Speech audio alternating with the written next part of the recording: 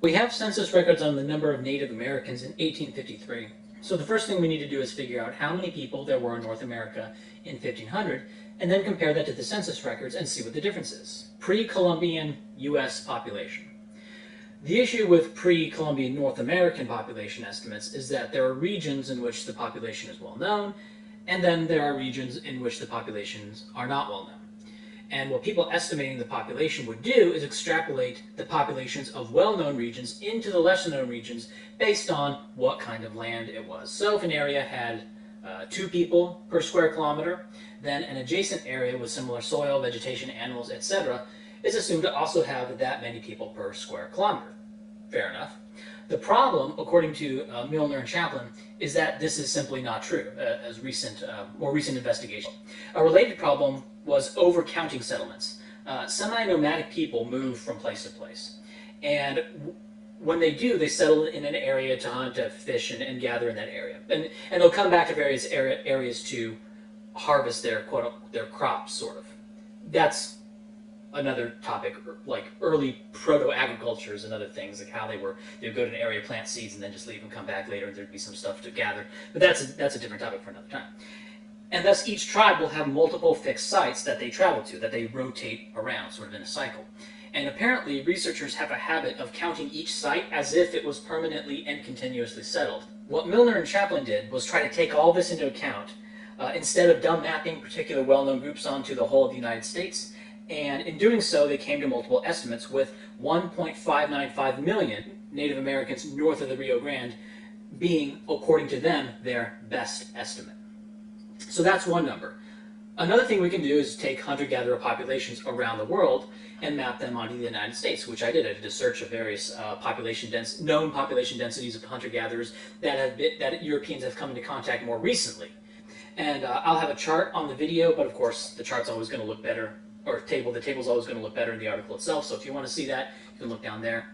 So from the first 3 sources that gave specific numbers, I could use Google searches. That averages to 0.387 per kilometer squared.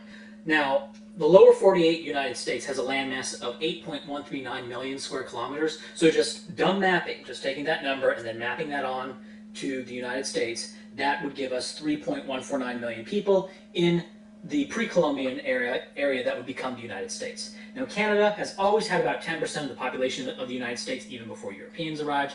And so that basically 10-to-1 population differential between what is now the United States and Canada, that has been a fairly consistent thing. So if we take that then gives us 3.464 million people in all of North America.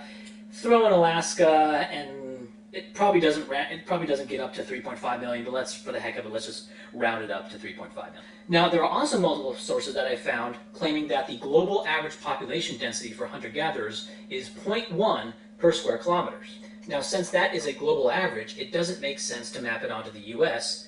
and then give Canada 10% of that, because, you know, a global average includes places like Canada and the Arctic Circle and stuff. So so the landmass of Alaska, Canada, and the United States is 19.842 million kilometers squared. And if there were 0.1 people per kilometer squared in 1500, that would give us 1.982 million people in all of North America, including Alaska, Canada, and what is now the United States. And so now we have a few estimates for the population of North America in 1500, and I'll have a table there. I'll put it on the video, but as always, it's easier to see in the article itself. Numbers higher than this appear to be politically motivated.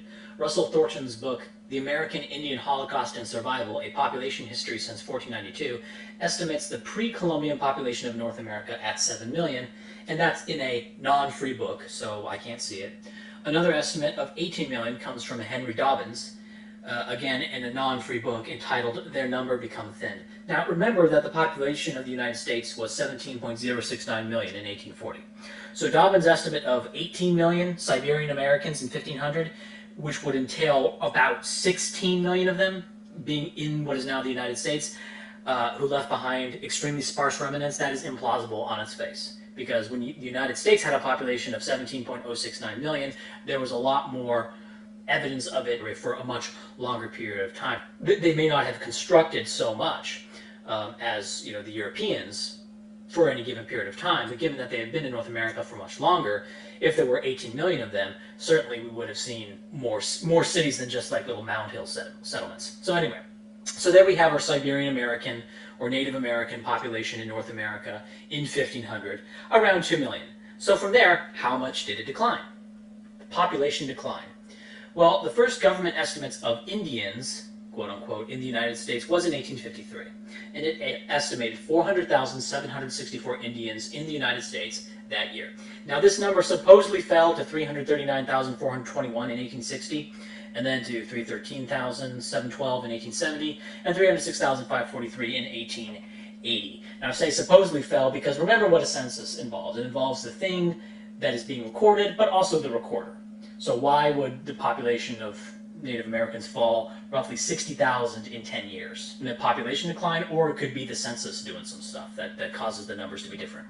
Now, if the starting number for Native Americans in North America is exactly 2 million, then by 1853, the Siberian American population, or Native American population, declined by 1.6 million, then to around, in 1853, and then to around 1.7 million in 1880. So that comes out to about an 80% population decline. Well, that's pretty huge. 80% population decline? But remember, this is over 360 years, or about 4,444 people per year. And this amounts to a population reduction of 0.22% per year off the starting value. And also remember that hunter-gatherer populations, they don't grow very fast. The average population growth for hunter-gatherer populations, once it reaches the carrying capacity of the area they are in, is basically zero. Okay, so how can a population fall by 0.22% per year? Well, it can just literally die off, have below replacement birth rates, or it can intermarry. Now, there are two things that I want to point to. One, the intermarriage rates of Native Americans and the native admixture in the United States. Now, in 2014, there are around 197.9 million non-Hispanic whites. Now, on average, non-Hispanic whites have 0.18% Native American admixture, which extrapolates to the equivalent of 356,167 full Native Americans inside the European populations. So we look at that, take all the Europeans together, the genetic admixture of Native Americans in the European American population amounts to about 356,000 Native Americans in there. For blacks, there were 38.9 million people who were 0.08% Native American, and that amounts to about 31,000 Native Americans inside the black U.S. population. Now, Latinos in the United States have the highest Native American admixture at 18%, but that is probably not from North America.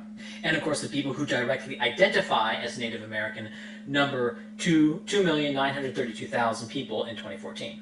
So ultimately, the European conquest of North America seems to have increased the Native American genetic expression from the 2 million it was at, and probably had been at for the past 10,000 years, as you'll see in some charts later.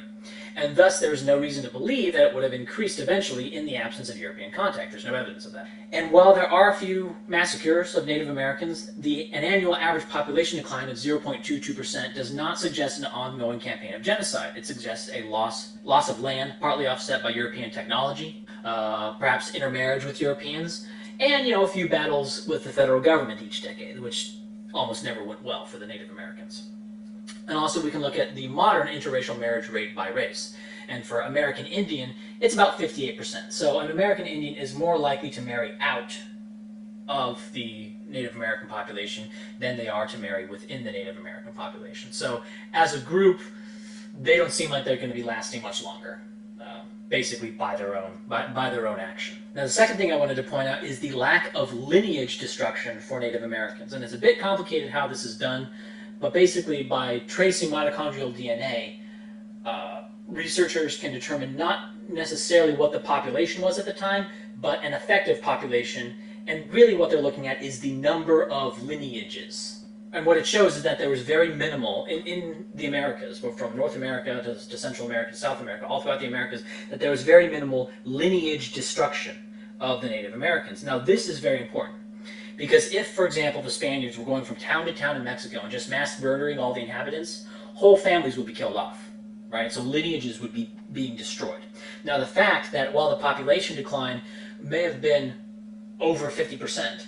Okay, and O'Fallon estimates the population decline concurrent with European contact to be about 50%. Family lines were not eradicated.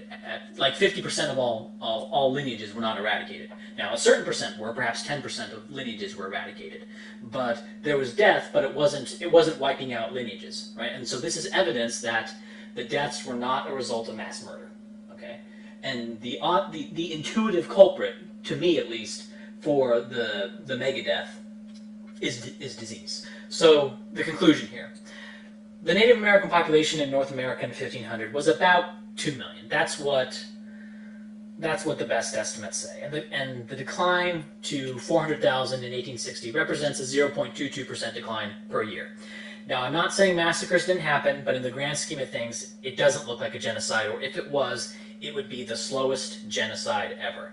In addition, we don't know how many Native Americans managed to intermarry with Europeans.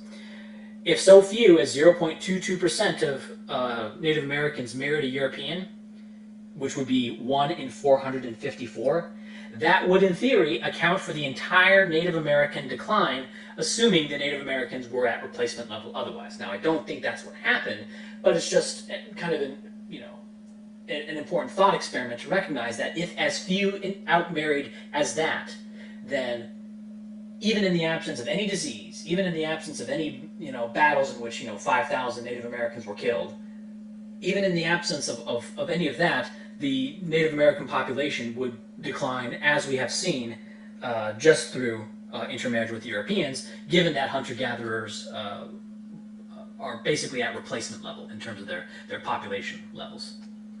Now, if you want to call this, that I'm saying here, revision, please tell me what on earth it is I am revising, because I get that a lot.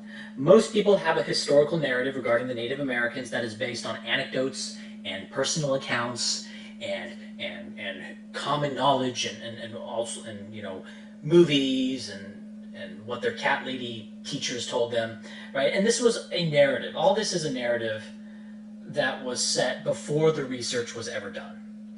And this is a theme throughout U.S. history, if you look at slavery and segregation, for example, is that narratives are set in place for reasons we can speculate about. I don't want to get into that here. But then later, when we start getting new tools, right, such as this genetic data here, but I think one of the most important tools is something as simple as the internet, or just communications technology that allows for all of the existing information on the topic that's already there, to be analyzed at the same time in like a single paper, right?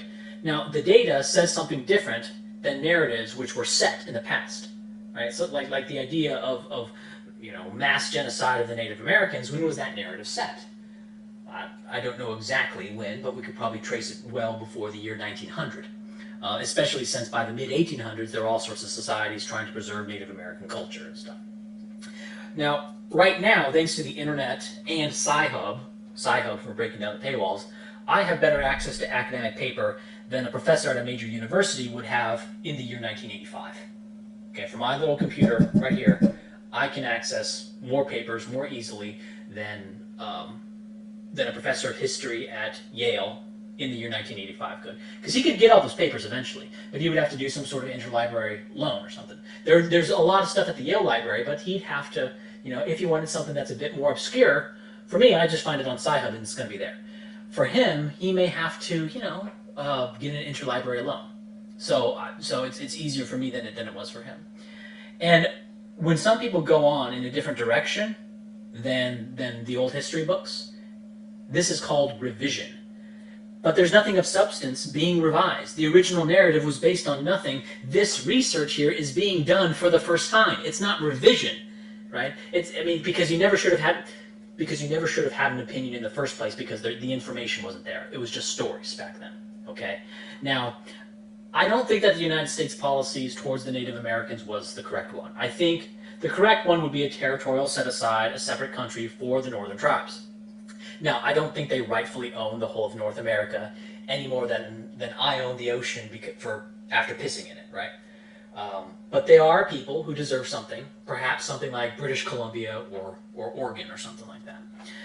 Now, what this really is a battle between people who think in terms of data and people who cling to old stories, and in terms of stories, exciting stories are going to spread faster than boring stories.